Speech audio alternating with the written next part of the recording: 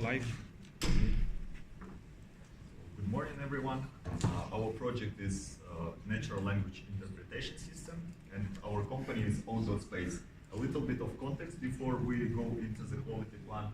So our client is Own.Space, and the product is the same name basically for the product, and it's a visual collaboration board. And they use some third-party services, which are like artificial intelligence services for sale, and one of them is IBM Watson. So in our project, we are implementing functionality similar to IBM Watson so that the company could fall back on it. Next slide, please. So IBM Watson has 9 features, and they constitute our functional requirements too. Together with these 9 features, and the features are like keywords extraction, text categorization, all of it is to do with natural languages processing. So also we have auxiliary tools which are helpful for the system as a whole, and also they are needed for the functional requirement, for the features to work. And we have 2 types of interfaces, API service and importable library. Here are the techniques which you specified that will be used in our project. Some of them are already being used. So we have 3 types of inspections. Actually, strictly speaking, there are 4. Internal code review and pair programming, which are used interchangeably, and we use code walkthroughs as a team activity, and also we do client code reviews when we have functionality ready to be checked. And for dynamic analysis, we use several levels of testing: unit testing, integration testing, quality comparison test suite, which is based on test cases provided specifically by the client.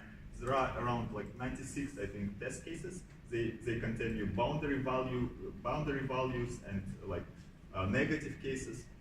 And this is the ultimate proof that our system is working. And also we are not using it yet, Apache JMeter for performance testing. In terms of static analysis, we are using several things. We are using SonarQube for analyzing the code as a whole.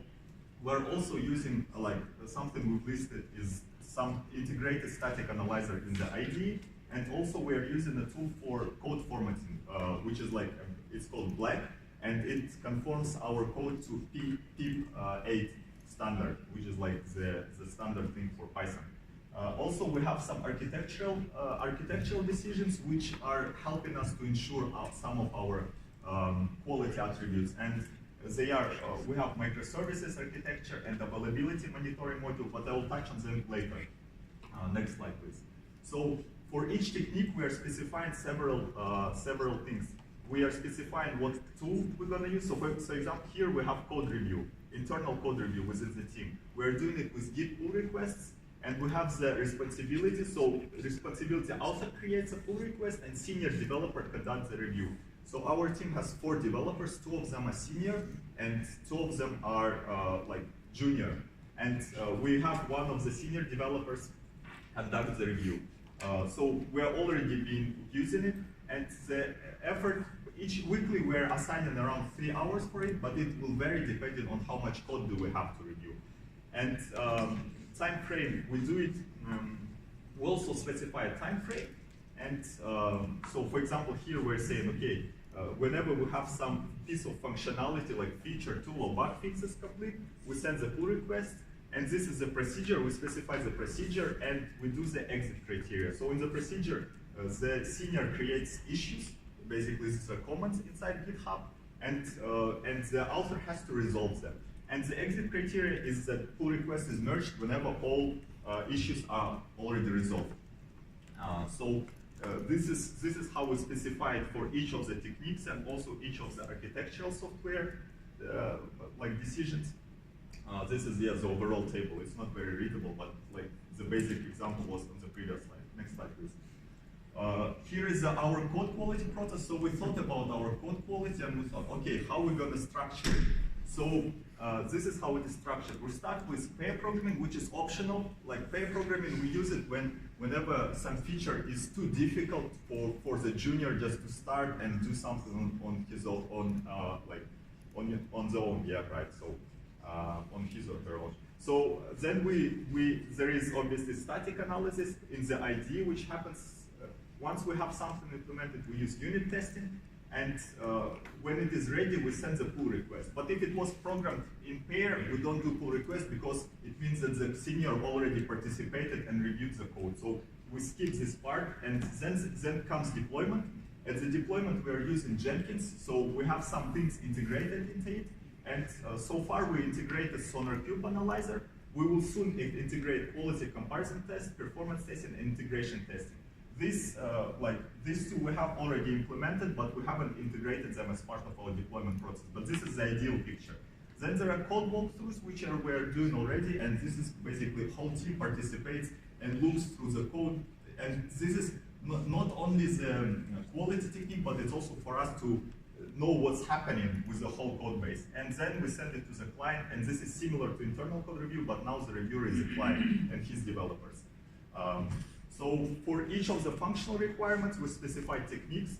So in terms of the features and HTML downloader, which are like, they are modules that can be tested on their own, we're using everything except integration testing.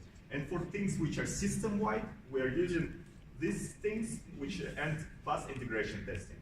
So, and integration testing is obviously important for testing interfaces and the availability of the system on its own. Actually, there is performance testing missing as well, but yeah, okay.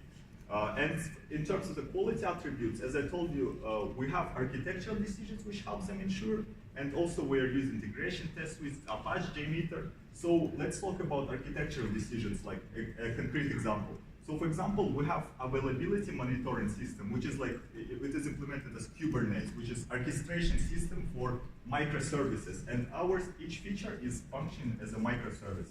So it has its own API, it has its own version of tools, of all the tools like HTML downloader and logger. So first of all, the very nature of microservices helps us to verify that our system is modular, because you cannot build something unmodular following this architecture. And in terms of the checking the availability, this tool is helping us because it can help us to see the availability of the system, and it also can help us to check the recoverability. So if one of these microservices falls, new one raised. The next slide, please. And here's an example of what we do for quality attributes. So we define the sub-characteristic, we define the verification technique from above, and then we say, okay, what is the threshold for it?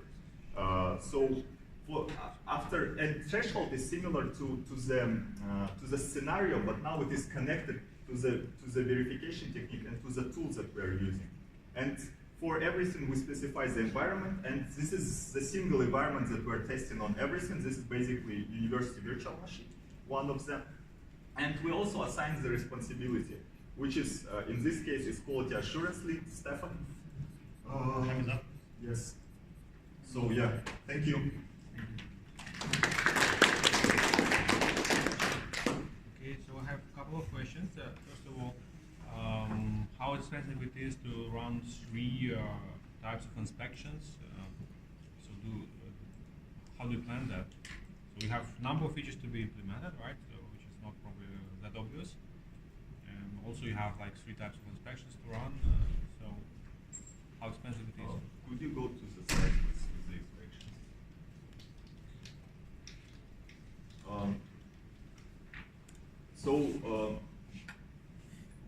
The most expensive of them probably is the client code review, because we get a lot of issues and it takes a lot of time. For internal code review and pair programming, because they're used interchangeably, I think like it's okay. I mean, we dedicate 3 hours per week, so this is the cost for it. Man hours, it means that, for example, if 2 people are participating, it's an hour and a half each. And for the code walkthroughs, we don't do them every time. We do them once in a while, so once in 2 weeks and 3 weeks. So they're not very expensive. So in terms of the cost, I think, like judging on what we already had, when we have something submission for the client, we might spend up to 12 hours in a sprint fixing it. So it is expensive, but I think this is like unavoidable. And these two we are using interchangeably, and obviously pair programming is expensive, but it gives the outcome is, I think it's worth it, because the outcome is good quality code, And this one is not expensive at all because we do it very occasionally, and it is like it is not that strict. The main goal of it is for us to be acquainted with the code. And by the way, we could fix we could notice that something is not very readable. So this is what I can comment about that. Concerning this, you mentioned like 3 hours for the code review and like 1 hour and a half. How much of the code review you can do? Can you do that for the whole sprint or for the whole commit? So for the week? Our sprint is 1 week, yes. And this 3 hours is for the sprint. For the whole sprint? Yes. 1 hour, 1 hour and a half, you say?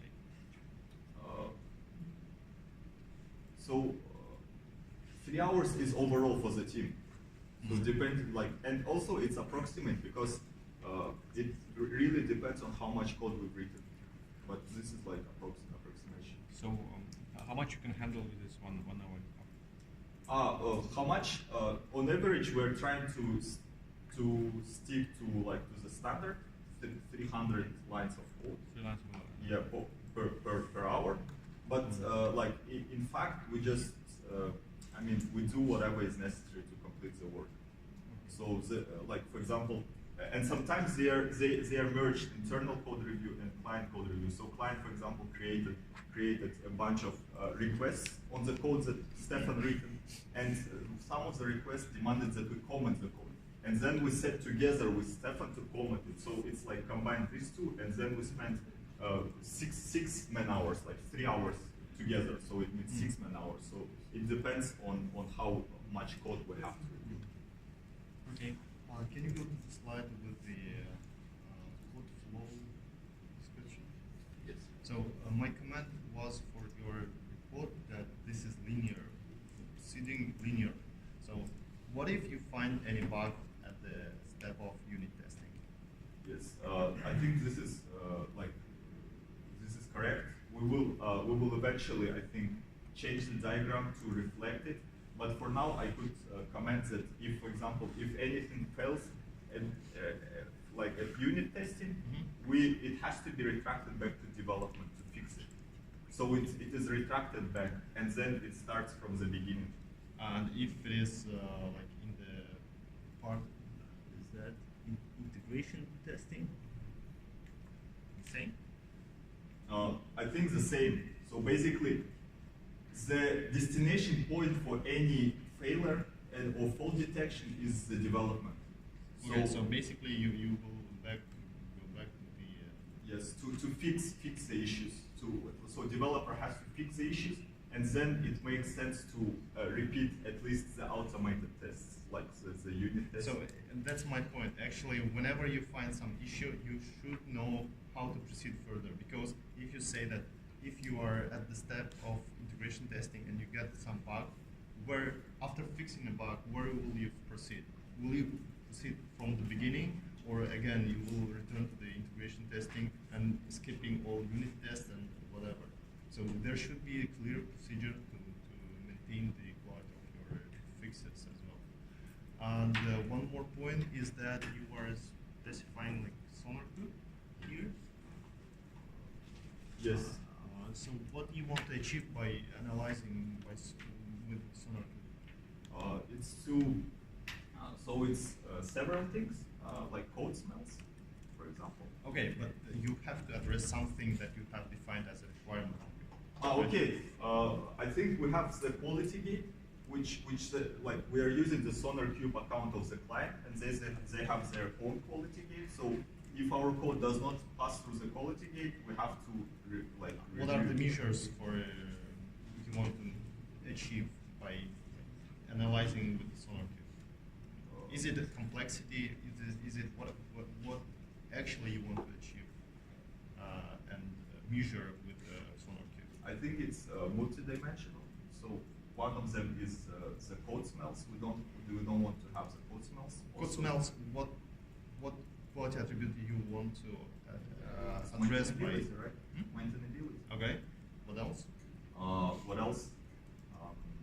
I think for obviously security is always already there. Like you So don't want to have. my point is that whenever you define that you are using some tool, you should be able to say what for you are using it.